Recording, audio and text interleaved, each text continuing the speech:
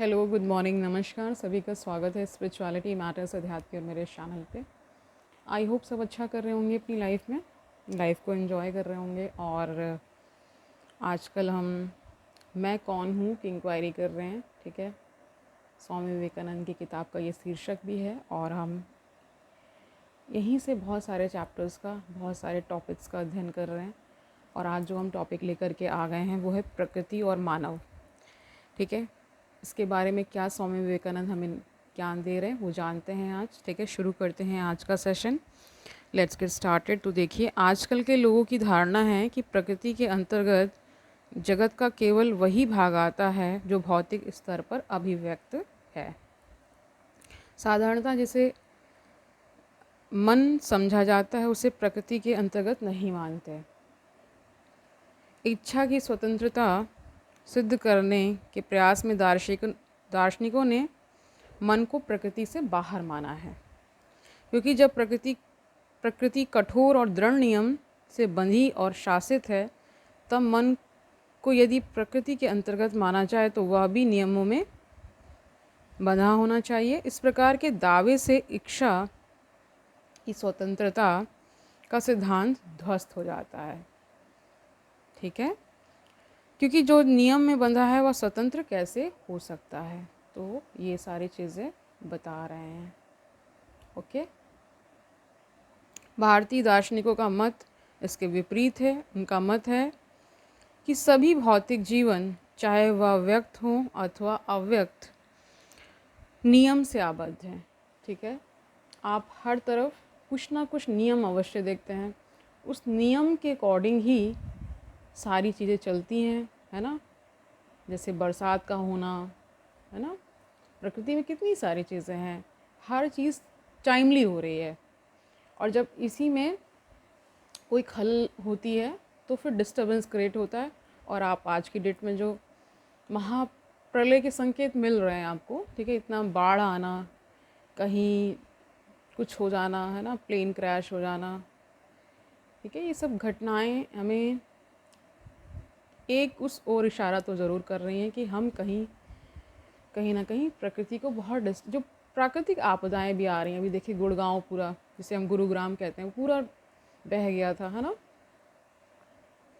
वहाँ पे कई लोगों की गाड़ियाँ बह गई, है ना। इतना डूब गई गाड़ियाँ, इतना बहाव था पानी का, इतना ज़्यादा वहाँ पे चीज़ें मतलब अस्त व्यस्त हो गई। तो इसीलिए कहा जाता है कि प्रकृति से छेड़छाड़ नहीं की जानी चाहिए। जब प्रकृति अपने प्रकोप पे आती है तो उसके सामने मानव जो है वो उसको नतमस्तक ही होना पड़ता है। फिर केवल हाथ जोड़ने के अलावा, ठीक है, प्रेयर करने के अलावा कोई चीज़ बचती नहीं। हाँ, ऊपर ऊपर आप सारे कह सकते हैं कि एनडीआरएफ की टीम्स को लगाएंगे, सारा कुछ करेंगे, लेकिन जो हानि हो जाती है फिर जिसके घर से कोई चला गया, मान लीजिए उसकी डेथ हो गई, तो उसके लिए तो पूरे जीवन भर का ट्रॉमा हो गया ना। उसको ये समझा पाना कि this is act of God, है ना, प्रकृति का यही है। ना ही हमने किसी को जन्म दिया है, ना ही हम किसी को बचा सकते हैं। वही ईश्वर जीवन देने वाला है, वही ईश्वर इसको लेने वाला है। जब इस भाव से जिएंगे, इसको बार बार अपने दिमाग में बार बार इसको रजिस्टर करेंगे, बार बार ये बात याद दिलाएंगे, तो क्या होगा कि आपको सहजता होगी इन दुखों को, इन कष्टों को सहने में, है ना। तो कह रहे हैं कि उनका दावा है कि मन तथा बाह्य प्रकृति दोनों नियम से एक तथा समान नियम से आबद्ध है। यदि मन नियम के बंधन में नहीं है, हम जो विचार करते हैं वे यदि पूर्व विचारों के परिणाम नहीं हैं, यदि एक मानसिक अवस्था दूसरी पूर्वावस्था के परिणाम स्वरूप उसके बाद ही नहीं आती, तब मन तर्क शून्य होगा। और तब कौन कह सकेगा कि इच्छा स्वतंत्र है। और साथ ही तर्क या बुद्धि संगता, है ना, बुद्धि संगतता के व्यापार को अस्वीकार करेगा। और दूसरी ओर कौन मान सकता है कि मन कारणता के नियम से शासित होता है, साथ ही दावा कर सकता है कि इच्छा स्वतंत्र है। तो ये डिबेट बहुत पहले से चली आ रही है कि हमारी कोई फ्री विल है भी कि नहीं, या फिर सब पहले से ही निर्धारित है। यानी यहाँ पे आती है थ्योरी ऑफ डिटर्मिनिज्म, है ना, जिसे हम नियतिवाद भी कहते हैं। ठीक है, तो उसमें क्या है कि नियति ने पहले से ही सब डिसाइड कर रखा है कि कब क्या होना है। इस पल अगर आपका पैर टूटना है तो पैर टूट के रहेगा, इस पल आपको कोई और अन्य तरह का कष्ट आना है तो फिर वो आके रहता है। ठीक है, एक मत तो ये है। दूसरा ये है कि इसके विपरीत कि हम ही सब कर रहे हैं। ठीक है, हमारी फ्री विल से सब कुछ हो रहा है, और मेरा जो इसमें मानना है, मैं दोनों को साथ लेकर चलती हूँ। ठीक है, यानी कुछ चीज़ें निश्चित हैं और कुछ चीज़ें आपके हाथ में हैं। ठीक है, अगर ऐसा नहीं होता तो फिर श्रीमद् भगवद गीता में भगवान कृष्ण क्यों कहते कि कर्म करो, है ना, फल की इच्छा केवल नहीं करनी है। ये देखिए, इसमें भी देखिए जो नए नए दार्शनिक आ रहे हैं उसका बहुत सारा इंटरप्रिटेशन कर रहे हैं अपने अपने तरीके से। तो कोई कुछ इसके विषय में और भी कह सकता है, लेकिन साधारणता नियमता जो हम अभी तक चलते आ रहे हैं जिस पे कि हमें अपने कर्म पर ध्यान देना है। ठीक है, आपने ड्यूगिट का नाम सुना होगा, बहुत बड़े सोशोलॉजिस्ट रहे हैं, है ना, फिलोसफर रहे हैं। उनका कहना है कि the only right a man can have is to perform his duty. यानी एक ही अधिकार आपके पास है, केवल क्या, अपनी ड्यूटी को परफॉर्म करने का। अगर सब व्यक्ति जितने भी यहाँ पे हैं अपनी अपनी ड्यूटी करने लगे तो जो राइट्स एंड ड्यूटीज़ का जो कॉन्फ्लिक्ट है वो अपने आप ही समाप्त हो जाता है। ठीक है, सब अपना अपना अगर ड्यूटी करने लगे तो सबको अपने अपने राइट्स भी मिलते जाएंगे और कहीं कोई क्लैशेस नहीं आने वाले। क्लैशेस कहाँ आते हैं, लोग केवल अपने अधिकारों की मांग करते हैं और कर्तव्य तो करना ही नहीं चाहते। ठीक है, अगर मान लीजिए पेरेंट्स की ये ड्यूटी है कि वो बच्चों को पढ़ाएं, तो बच्चों का ये राइट भी है, तो ये साथ साथ चलता है। ठीक है, तो पेरेंट्स अपनी ड्यूटी फुलफ़िल कर देंगे तो बच्चों को अपना राइट मिल ही रहा है। ठीक है, इस तरह से इसको लेते हैं। तो वैसे ही संसार में आप देखते हैं कि जो भी क्रियाकलाप हो रहे हैं, कोई भी एक सिस्टम से चीज़ें चल रही, एक ऑर्डर में चीज़ें चल रही हैं ना, वो ऑर्डर ही कौन है, ईश्वर हैं। ठीक है, ऐसा भी कई बार कहा जाता है। नियम स्वयं कार्य कारण का व्यापार है। कुछ पूर्व घटित कार्यों के अनुसार कुछ परवर्ती कार्य होते हैं। प्रत्येक पूर्ववर्ती का अपना अनुवर्ती होता है। प्रकृति में ऐसा ही होता है। यदि नियम की यह क्रिया मन में होती है तो मन आबद्ध है और इसलिए वह स्वतंत्र नहीं है। इच्छा स्वतंत्र नहीं है, हो भी कैसे सकती है। किंतु हम सभी जानते हैं, हम अभी जो भी अनुभव करते हैं, हम सभी जो अनुभव करते हैं कि हम स्वतंत्र हैं। यदि हम मुक्त ना हो तो जीवन का कोई अर्थ ही नहीं रह जाएगा और ना ही वह जीने लायक होगा। आप ऐसा जीवन सोच कर देखिए जहाँ पे आपको कैद करके रखा गया है, ना आपको सोचने का ठीक से अधिकार है, ना आपको कुछ भी खाने पीने का अधिकार है। जब सामने वाला जो आपको बंद करके रखा हुआ है, यानी एक कल्पना कीजिए कि आप एक रूम में बंद हैं और ताला मारकर चाबी किसी और के पास है, तो उसकी इच्छा पर डिपेंड करेगा। यानी आप परतंत्र हो गए, स्वतंत्र आप है नहीं, तो आप कैसे ऐसा जीवन चाहेंगे? नहीं चाहेंगे, आप चाहेंगे कि मौत ही मिल जाए इससे अच्छा तो। ठीक है, तो इसीलिए बता रहे कि फिर वो जीवन जीने लायक नहीं रहता है। प्राच्य दार्शनिकों ने इस मत को स्वीकार किया अथवा यूँ कहो कि इसका प्रतिपादन किया कि मन तथा इच्छा देश काल एवं निमित्त के अंतर्गत ठीक उसी प्रकार हैं जैसे तथाकथित जड़ पदार्थ हैं। अतएव वे कारणता के नियम से आबद्ध हैं। हम काल में सोचते हैं, हमारे विचार काल में आबद्ध हैं। जो कुछ है उन सब का अस्तित्व देश और काल में है। सब कुछ कारणता के नियम से आबद्ध है। ठीक है, समझ पा रहे हैं? इस तरह जिन्हें हम जड़ पदार्थ और मन कहते हैं वे दोनों एक ही वस्तु हैं, अंतर केवल स्पंदन की मात्रा में है। अत्यल्प गति से स्पंदनशील मन को जड़ पदार्थ के रूप में माना जाता है। जड़ पदार्थ में जब स्पंदन की मात्रा का क्रम अधिक होता है तो उसे मन के रूप में जाना जाता है। दोनों एक ही वस्तु हैं और इसलिए जब जड़ पदार्थ देश काल एक तथा निमित्त के बंधन में हैं तब मन जो भी उच्च स्पंदनशील जड़ वस्तु है उसी नियम से आबद्ध है। अब इसमें देखिए, हम जैसे पेड़ पौधों को जड़ मानते हैं, है ना, क्योंकि वो मूव नहीं कर सकते क्योंकि गति नहीं है उनमें। लेकिन वहीं आप मन को देखिए, वो तो कितनी गति से कुछ भी सोच लेता है। अभी यहाँ पे हो सकता है अमेरिका तुरंत पहुँच जाए, ठीक है, तो उसमें एक अलग तरह की गतिशीलता है ना। और जो आप देखिए पेड़ पौधों का, देखिए आप कि अभी कल ही मैंने देखा कि जो ग्रास को, या आपने इनका नाम सुना होगा, जिन्होंने प्लांट्स को लेकर के बहुत सारे एक्सपेरिमेंट, आई थिंक बोस हैं, कोई जगदीश चंद्र बोस ऐसे करके कुछ हैं, ठीक है। तो उन्होंने ही कहा था कि प्लांट्स भी मुस्कुराते हैं, प्लांट्स भी अगर उनको संगीत सुनाया जाए तो वो खुश होते हैं, ठीक है। कल मैं एक क्योंकि मैं म्यूज़िक वगैरह भी सुनती हूँ और मुझे बहुत शौक़ है एक तरह से हर तरह के गाने सुनने का। तो मैं कभी कभी सोचती हूँ कि हमें इतना अच्छा क्यों महसूस होता है अगर हम संगीत को सुनते हैं, गानों को सुनते हैं, तो हमें इतना अच्छा क्यों महसूस होता है। मैं तो लिरिक्स भी बहुत गौर से सुनती हूँ क्योंकि लिखने का शौक़ है मुझे। तो क्यों होता है ऐसा कि हम रोमांचित हो उठते हैं संगीत को सुनते ही? क्योंकि हम एक तल पे वो संगीत ही बनना चाहते हैं, ठीक है। उसमें जो मौज है, उसमें जो मस्ती है, वही तो हर एक व्यक्ति वहाँ ढूंढ रहा है। क्यों आप एक से एक जो मानसिक रूप से बहुत आगे, मतलब बीमार कह सकते हैं उन्हें, या बहुत आगे भी, आप किसी पागल इंसान को भी अगर म्यूज़िक की थेरेपीज़ देते हैं तो बताया जाता है कि उसका असर होता है।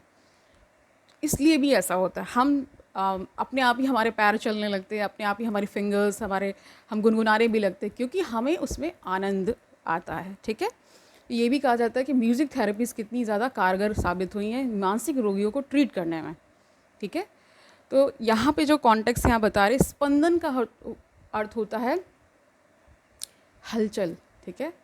छुअन को भी कहते हैं, जैसे आप किसी को छूते हैं, है ना, तो वो थोड़ा सा हलचल में आता है। और प्लांट्स की बात हो रही थी, तो उन्होंने ये एक्सपेरिमेंट्स बहुत सारे किए कि प्लांट्स को आप डांटते हैं तो वो एक तरह से गुस्सा भी होते हैं, ठीक है। तो वहाँ पे माइक्रोस्कोप में रखा गया और देखा गया ग्रास को, अगर पानी जब हम डालते हैं तो वो मुस्कुराते हैं। ऐसे बहुत सारे वो एक्सपेरिमेंट्स चलते रहते हैं। और जैसे आप इसको देखिए कि जैसे मान लीजिए आपको बहुत अच्छे अच्छे शब्द जब कहे जाते हैं, आपको प्यार से जब बहुत सारी बातें कही जाती है, तो आप अंदर ही अंदर आपके अंदर एक अलग सी हलचल होती है, एक अलग सा स्पंदन होता है। तो वही यहाँ पे भी कहा जा रहा है, ठीक है, कि डिपेंड करता है कि कितना लेवल का स्पंदन हो रहा है। प्लांट्स में एक लेवल पे कम हो रहा है, और क्योंकि हम मनुष्य चेतन हैं तो हमें हर तरह की अनुभूति हो जाती है, हम ज़्यादा से ज़्यादा अनुभव कर पाते हैं, ठीक है। इतना ही बस फ़र्क है। छोटे जीव जंतुओं में भी यही है कि उनमें जो ब्रेन उतना डेवलप नहीं है, तो उतनी संवेदनशील। बाकी मान लीजिए, देखिए सांप को ही उदाहरण लीजिए, तो सांप को टच और उसका बहुत होता है, क्योंकि जब बीन बजती है तो वो वाइब्रेशंस को वो ज़्यादा महसूस करते हैं, ठीक है, इस तरह से है। इसीलिए टच करने पर ही वो काटते हैं, अगर वो दूर से उनको टच का ही बहुत ज़्यादा सेंसिटिविटी रहती है, ठीक है। तो हर एक जीव का अपना अलग अलग है, ओके। कह रहे दोनों एक ही वस्तु हैं, और इसलिए जब जड़ पदार्थ देश काल तथा निमित्त के बंधन में है, तब मन भी जो उच्च स्पंदनशील जड़ वस्तु है उसी नियम से आबद्ध है। प्रकृति एक रस है, विविधता अभिव्यक्ति में है, ठीक है। एक रस है, लेकिन जब अभिव्यक्त हो रही है तो उसमें विविधता आ जा रही है, ठीक है। नेचर के लिए संस्कृत शब्द है प्रकृति, जिसका अर्थ है विभेद, है ना। सब कुछ एक ही तत्व है, लेकिन वह विविध रूपों में अभिव्यक्त हुआ है, ठीक है। तो तत्व एक है, लेकिन रूप बहुत सारे अभिव्यक्त हो रहे हैं, उसमें विविधता आ गई है। मन जड़ पदार्थ बन जाता है और फिर क्रमानुसार जड़ पदार्थ मन बन जाता है, ठीक है। मन जब पदार्थ बन जाता है और फिर क्रमानुसार जड़ पदार्थ मन बन जाता है, ठीक है। ये इंटर कन्वर्टिबल मान लीजिए, ठीक है, या केवल स्पंदन की ही बात है। इस्पात की एक छड़ लो और इतनी पर्याप्त शक्ति से आघात करो जिससे उसमें कंपन आरंभ हो जाए, तब क्या घटित होगा? यदि ऐसा किसी अंधेरे कमरे में किया जाए तो जिस पहली चीज़ का तुमको अनुभव होगा वह होगी ध्वनि, भनभनाहट की ध्वनि। शक्ति की मात्रा बढ़ा दो तो इस्पात की छड़ प्रकाशमान हो उठेगी तथा उसे और अधिक बढ़ाओ तो इस्पात बिल्कुल लुप्त हो जाएगा, वह मन बन जाएगा। एक अन्य दृष्टांत लो, यदि मैं 10 दिनों तक मतलब आहार ना लूँ, ठीक है, निराहार रहूँ, तो मैं सोच ना सकूँगा, मन में भूले भटके इने गिने विचार आ जाएंगे, मैं बहुत असक्त हो जाऊँगा और शायद अपना नाम भी ना जान सकूँ। तब मैं थोड़ी रोटी खा लूँगा तो कुछ ही क्षणों में सोचने लगूँगा, मेरी मन की शक्ति लौट आएगी, रोटी मन बन गई। इसी प्रकार मन अपने स्पंदन की मात्रा कम कर देता है और शरीर में अपने को अभिव्यक्त करता है तो जड़ पदार्थ बन जाता है। इनमें पहले कौन हुआ, जड़ वस्तु या मन? इसे मैं इसका उदाहरण से बता रहे हैं। एक तरह से एक मुर्गी अंडा देती है, अंडे से एक और मुर्गी पैदा होती है और फिर इस क्रम की अनंत श्रृंखला बन जाती है, ये सब हम जानते हैं।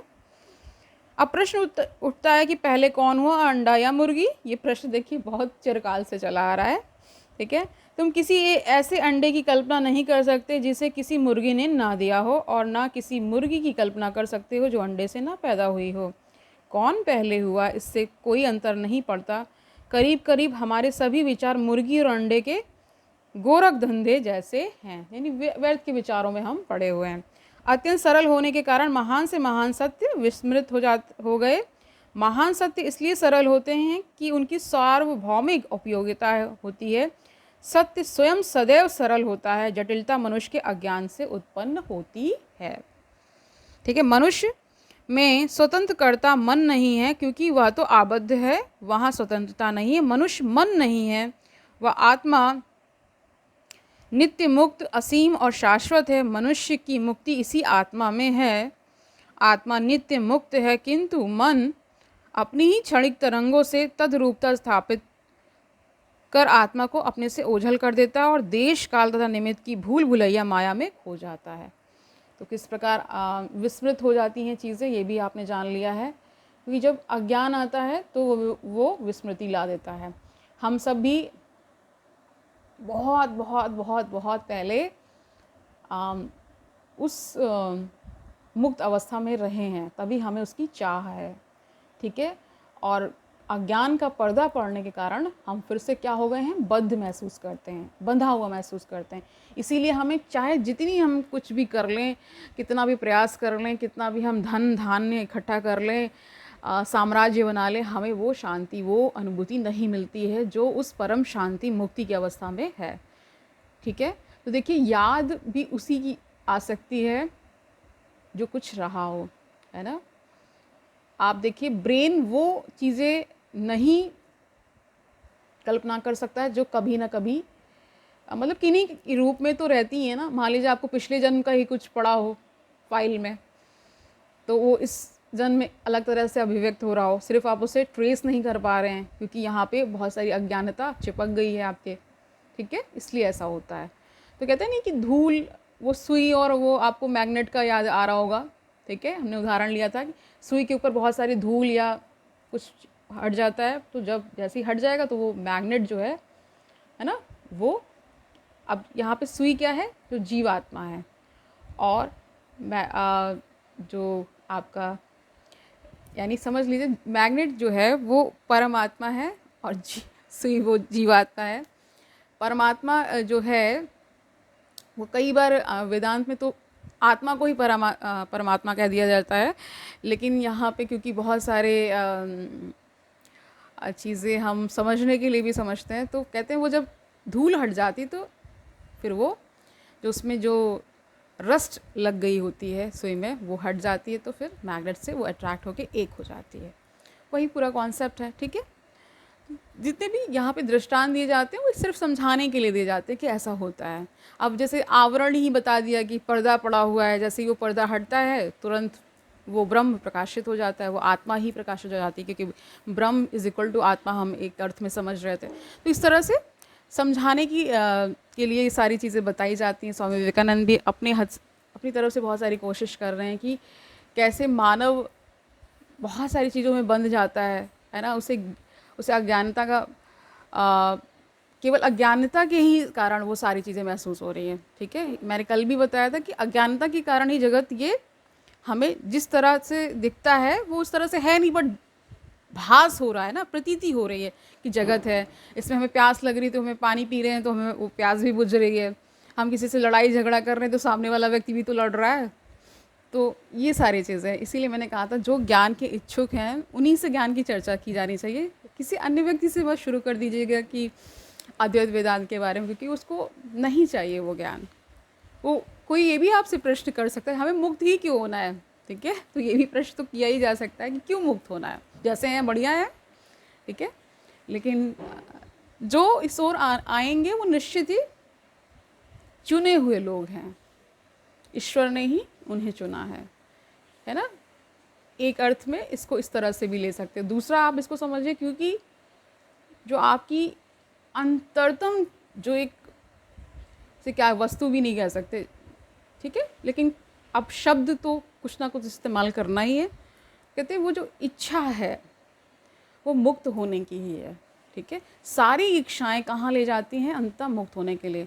आप कोई भी भोग भोग रहे होंगे, चाहे आप वैभव बहुत सारा इकट्ठा कर रहे हो, बहुत सारा आप ज्ञान भी इकट्ठा करते हैं जो हम, वो सारा क्या है, मुक्त होने के लिए ही तो। अगर एक दृष्टि में देखें तो यानी आप सब कुछ भोग करके भी जब संतुष्टि नहीं पाते हैं तो यही तो सोचते हैं कि क्या मुझे संतुष्ट कर देगा। तो वो ये मार्ग पर चलना ही, यानी अध्यात्म से जुड़ना ही आपको बहुत सारी चीज़ों से मुक्त कर देता है और अंततः आपको मुक्ति दे देता है। ठीक है, अगर इस बात को आप ठीक से फॉलो कर ले जाते हैं और पूरी निष्ठा है ना, तत्परता के साथ सारे जो नियम बताए गए हैं उनको फॉलो करते हैं, तो वो ईश्वर स्वयं आकर आपसे मिलता है। आप तो वहाँ नहीं पहुँच सकते, लेकिन वो आ जाता है। ठीक है, तो कहते हैं कि जब भक्त पुकारता है तो भगवान को आना ही पड़ता है। ये उसी प्रकार है।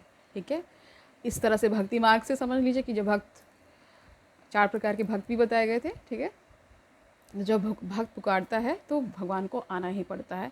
ये वैसा ही सत्य है जैसे अन्य बहुत सारे सत्य हम जानते हैं, है ना। तो अब ये देखिए कि कई लोग ये भी कह सकते हैं मैं तो इतने दिनों से पुकार रहा हूँ, वो तो आ ही नहीं रहे। ठीक है, तो बहुत सारे अभी जो आपकी अज्ञानता है वो बहुत अभी है, इसलिए जब तक वो नहीं, मन जब तक निर्मल नहीं हो पाएगा तब तक वो दिव्य शक्ति प्रकाशित नहीं हो सकती है। उसके नियम है ना अपने बहुत सारे, कि कैसा भगवान कहते हैं कि मुझे निर्मल हृदय बहुत सुंदर लगता है, मैं उसके पास ही रहता हूँ।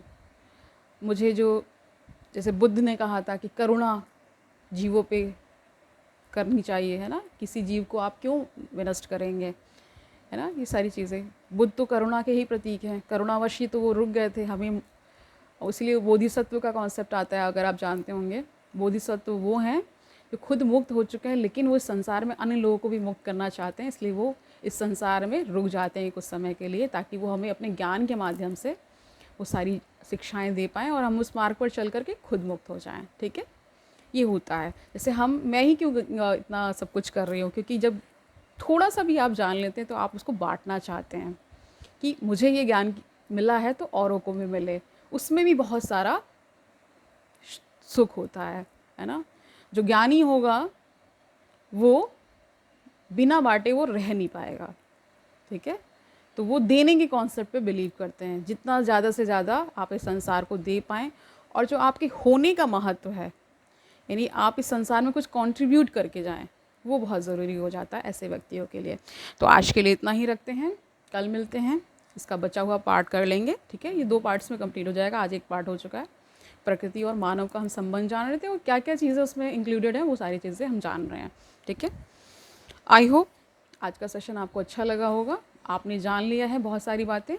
और इन सारी बातों को जानते हुए जो चीज़ पालन करने योग्य उनका भी पालन किया जाना चाहिए, तभी आपको वो अनुभूति होगी।